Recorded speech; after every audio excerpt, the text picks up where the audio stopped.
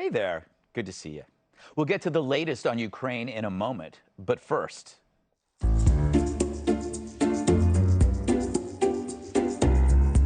Well, thanks for nothing, you jackasses. So, did you hear? The Hunter Biden laptop is real. Oh, and this just in, too. So is 50% of Kat's hair. Less than that. I know, that's true.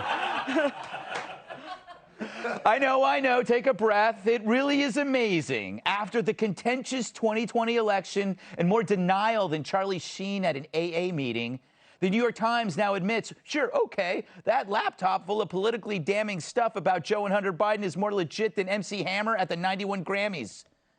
That's an old reference. Well, thank you. Of course, this is nearly 2 years after an election that Joe might have lost if all that info hadn't been buried by the media and tech industries at the behest of their buddies in the Democrat political machine.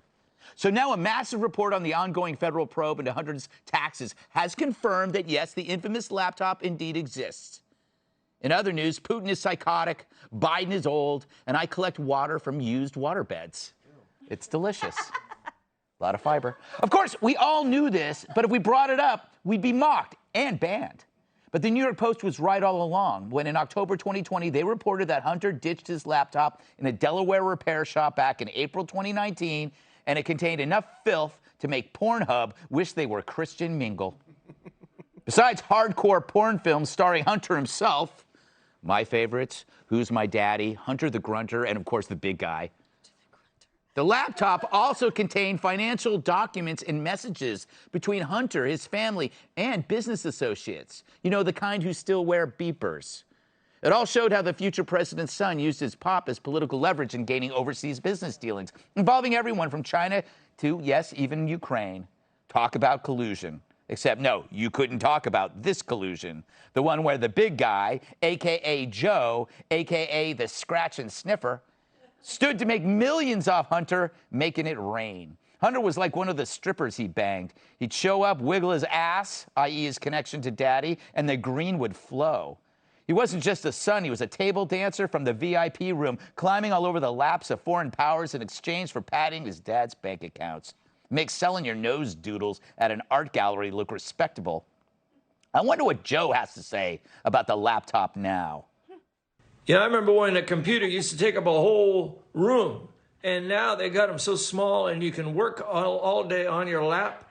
And, you know, I'm not surprised Hunter had one of these things.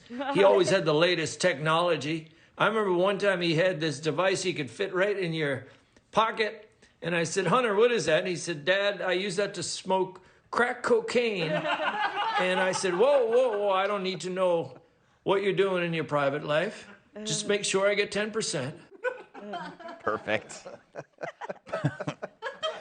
But hey, his dad's right. After all, he bets everybody knows somebody somewhere along the line. I bet everybody knows somebody somewhere along the line that in an intimate relationship, what happened was the guy takes a revealing picture of his naked friend or whatever in a compromising position, and then, literally, in a sense, blackmails or mortifies that person. Send it out, put it online. Just read it in a magazine at the dentist office. Do you hear about this thing? Now, you'd think Joe might see the hypocrisy in all that. Everybody knows somebody who's been filmed in compromising positions. Well, maybe so, but they didn't write, act, direct, and pay the other actors in blow. Yes, it's your son, and he was doing the filming and the acting and also the blow. Maybe he does have a future in Hollywood.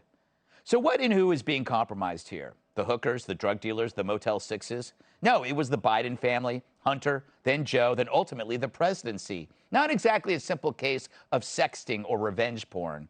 I wonder how many people had to be paid off because of that compromised situation, which is why that laptop had to be dead and buried like it was friends with Hillary Clinton. And it's why you don't know jack about the others in the sex tapes or the drug dealers. But unlike Joe's teeth, the laptop, it's real. Of course, it doesn't matter now, does it? Well, it kind of does. Would Putin have invaded Ukraine if Trump were still in office? Even Dems have asked that question. Because everyone knows you need a badass to deal with a psychopath. And Putin isn't some fictional character named Corn Pop.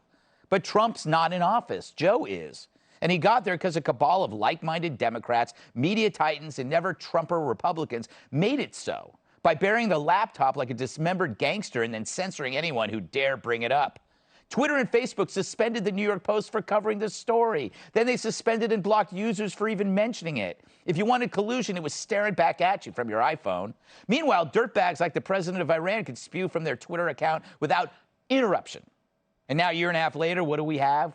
Inflation, crime, perhaps even a world war. Don't blame me. I didn't vote for Biden, but nearly everyone in my industry did. And now we got a war on Joe's watch, like so many other things that really, really suck. Welcome to tonight's guest. She's got more energy than a chipmunk on Red Bull. Outnumbered co-host Emily Campagno. Well, I'd love to be his prisoner of war. Retired U.S. Marine Corps bomb technician and Fox News contributor Jonathan Joey Joe. And she starts St. Patrick's Day in a green sweater and ends it in an orange jumpsuit. Fox News contributor Kat Tim. And when this man wears green, he's mistaken for a rainforest. My massive sidekick and the NWA's World Television Champion, Terrence. Yes. Emily. How you doing? So good. I was saying that because I couldn't find my notes. Do you remember shouldn't the media buy everyone an ice cream cake that they demeaned over this story? Or anything it's crazy. If you brought this up, you were called a Russian disinformationist. Yes, and the thing about the media is that they're so fleeting, right? Their segments, their bandwidth is like one day, and their success depends upon gaslighting the public that you feel the same way, that you don't remember that they canceled the New York Post for saying the same thing that they just said last night, that you won't remember the facts that have been laid out by reputable organizations like us. Yes. And they keep gaslighting themselves in their insular unit because they just keep reporting whatever they believe, whatever they want you to believe, because they're apologists for this administration. Hunter, as we know, is still under federal investigation for potentially criminal tax evasion, as well as lobbying things and money laundering. Think about how much press coverage the Trump family has received for the inquiries into their charity arm. Right. And the inquiry into the president's tax records. You're right. Every day I see on my quad that NBC, MSNBC, or CNN has at least one entire block dedicated to those two things that frankly are latent. Nothing's come of either of them. What's your quad? Like on the TV, there's 4 of them. You guys have them too in the office. I have If you would come to work, you would see. I have quads. I've got 60% of mine. I don't know. And hey, it is the best 60%, not the worst 60%. Just Emily, before I move on, we don't use jargon here, so I'm gonna have to ask you to leave. I just. There's 4 of them. Jedediah around? No, kidding. All right. That's a joke. This guy. Joey. This guy. Joey, have you ever heard of the butterfly effect? Let me explain to you a hypothetical butterfly effect. If the media had not quashed the laptop, Biden wouldn't be president, Trump would still be president, and Putin wouldn't have pulled his idiocy under Trump because psychopaths don't mess with a guy that's going to out-psychopath them. That's the butterfly effect. Do you agree, disagree? Feel free to call me names, because it turns me on. Well, Greg. Gregory. Yes?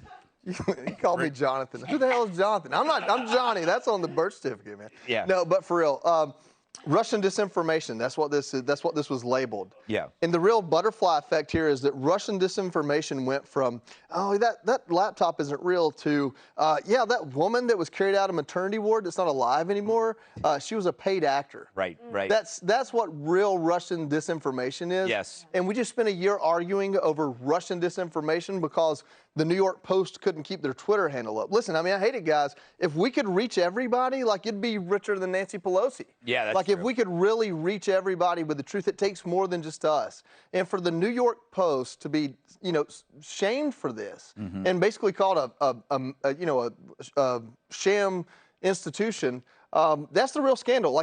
I expect my politicians to be corrupt. I really do. You start at corrupt and you might earn your way into good faith, but I expect you to be corrupt. And so the whole Hunter Biden laptop story of Joe Biden probably, using his idiot son to get money, that really doesn't surprise me, and I really don't expect consequences. But when you shut down a media source who's reporting on it right before an election, that's what sends the alarms for me, and that is the story. That is Putin-esque. Absolutely. But I have to disagree with Mr. Jones, Kat. I don't believe that Hunter Biden is an idiot, unless you mean idiot savant. Because personally, and I think you agree with me, we've discussed this over coffee, sometimes at a cafe.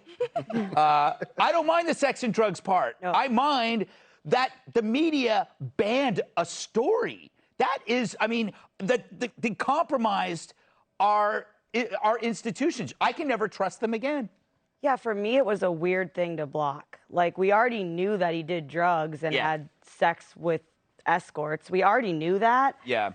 So I think it is very strange. And also, it's not like they were just really working hard all this time to authenticate it. It's like, I feel like they knew a little earlier. It's just that now, we're a little busy talking about some other stuff. So they want to say, oh, yeah, by the way, it's real. And again, who cares? Mm-hmm. Who cares? Why bother to call it Russian disinformation? Although, why bother? Why bother? I was just thinking, like, maybe he's upset because he didn't look good. Yeah. If everybody thought he looked good, they were sexy naked pictures, he'd be like, yes, that is me. Tyrus? First of all, that could only be true because no one talks about waterbed water. So that's for one. Where does the waterbed water go? I think about it. Where does You've never thought about it. You've never even been on one, Kat. Waterbed water. Waterbeds disappeared in like the late 90s when everyone realized they ruin your back and your life. So, like, why can you not put fish in there? Yeah. No, because there's no oxygen. Yeah. Oh, but that's key. Talk about a really kind of artisanal bottled water I could sell from old waterbeds. I'm not going to because I was grossed out enough and I'm not falling for that trap. I can learn. But we need to stop calling it Putin interference. We need to stop. It's American election interference. We saw it in the previous campaign, and they messed up because Clinton stuff was brought out, and now Comey looks like he did the right thing. Because now we had Americans who knowingly interfered in election, our own election, not in terms of voting stuff, but in terms of information. Exactly. And that is, and it's so polite to, it's Putin interference. No, he's learning our game. We did it. We've done it in other countries. Look at our record of every problem, every person we have a problem with in this world. The Ayatollah, Iraq. Who were the Noriega? Although Noriega was like 15 minutes. But the point is, they're always American interference in their elections, and we put our guys in there, and our guys end up being worse than what was there before. In this case, they were so focused on not letting President Trump have a second term that they threw the American Constitution out and everything they could, the freedom of the press, to protect their guy. They're very good. Excellent point. And also, not Butterfly Effect, not a bad movie. Oh my God, it was so good, and I hate Ashton Kutcher, but I love that movie. See, I'm the opposite. Wait, I love Ashton Kutcher, and I hated that movie. Kat and I are on the fence. I love Amy Smart, too. Where's My Car was good, but... Yeah. Hey, Sean Hannity here. Hey, click here to subscribe to Fox News YouTube page and catch our hottest interviews and most compelling analysis. You will not get it anywhere else.